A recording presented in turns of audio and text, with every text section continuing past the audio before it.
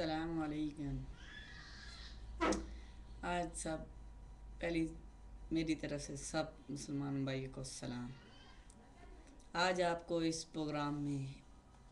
واجبات نماز کے طریقے اور بڑے بڑے گناہوں سے آپ کو ہیڈنگ دی جاتی ہے تاکہ اس میں آپ عمل کر سکیں۔ واجبات نماز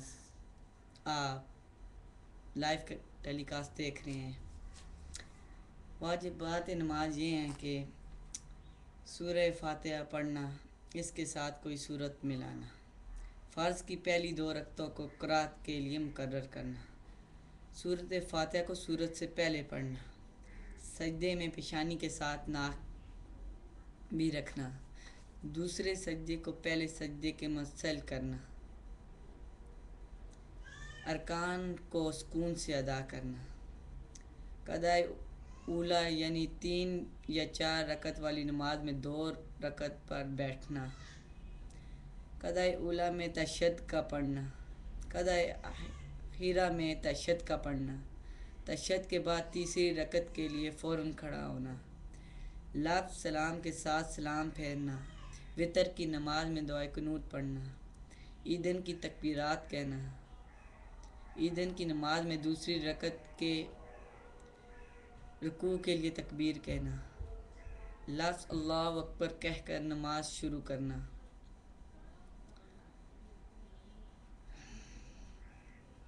امام کو زور سے قرات کرنا، فجر، عشاء، مغرب اور عیدین، تراویح اور رمضان شریف کے وتر میں، ظہر اثر میں اور دن کی سنت اور نفلوں میں آہستہ سے قرات کرنا۔ یہ ہے اگر ان میں سے کوئی چھوٹ جاوے تو سجدہ سہو کر لینے سے نماز درست ہو جائے گی۔ یہ واجبات نماز تھے۔ اگر ان میں سے کوئی چھوٹ جاتا ہے سجدہ سہو مطلب ایک سلام پھیر کر تو پھر سجدے کے لیے چلے جائیں تو نماز اس سے درست ہو جاتی ہے۔ اب آپ کو اسی طرح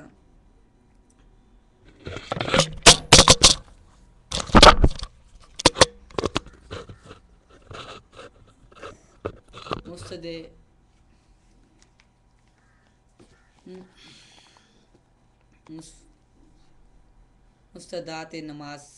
کہتے ہیں۔ مستدات نماز ان چیزوں کو کہتے ہیں جن سے نماز فاسد ہو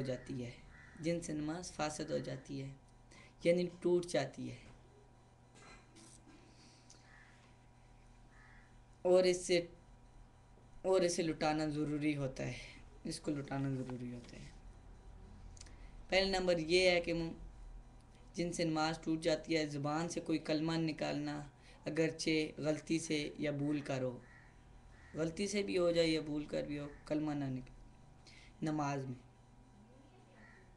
انسانی کلام کے مشابہ کلام سے دعا کرنا، مثلاً اے اللہ کھانا کھلائیے مجھے، کھانا کھا کے جائیں نا اگر بھوک لگی ہے تو۔ نماز میں سوچتے رہتے ہیں گھر جائیں گے کھانا کھائیں گے، اس لیے اللہ کے سامنے رجوع ہوں، صرف اللہ سے ہی ہمارا رابطہ ہو۔ نماز میں ملاقات کی نیت سے سلام کرنا اگرچہ بھول کر ہو، زبان سے یا مصافحہ کرنے کے ذریعے کسی کے سلام کا جواب دینا۔ نماز میں عمل کثیر کرنا، مثلاً دونوں ہاتھوں سے پجامہ باندھنا، قبلے کی طرف سے سینہ کا پھر جانا سے بھی نماز چھوٹ جاتی ہے۔ جو چیز منہ کے اندر ہو، اس کا کھانا اگرچہ تھوڑی ہو، دانتوں کے درمیان کی چیز کا کھانا جبکہ چنے کے مقدار ہو، باریک سی بھی ہو، کسی چیز کا پینا بلا کسی ازار کے کھنکھرانا، اف اف کرنا۔ نماز میں بعض ہوتے ہیں کہتے ہیں اف اف، آہ آہ، او او، یہ بھی نہیں کرنا چاہیے۔ مصیبت یا درد کی وجہ سے رونے کی آواز کو بلند کرنا، اگر نماز میں کوئی مسئلے ہوتے ہیں، مصیبتیں ہوتی ہیں، نماز میں ہی بندہ اونچا اونچا رونے لگ جائے، بینڈ کرنے لگ جائے، اس سے بھی نماز فاسد ہو جاتی ہے۔ چھینک والے کے الحمدللہ کے جواب میں یا رحم اللہ کہنا، چھینک آئے تو آپ یا رحم اللہ کہہ دیں نماز میں۔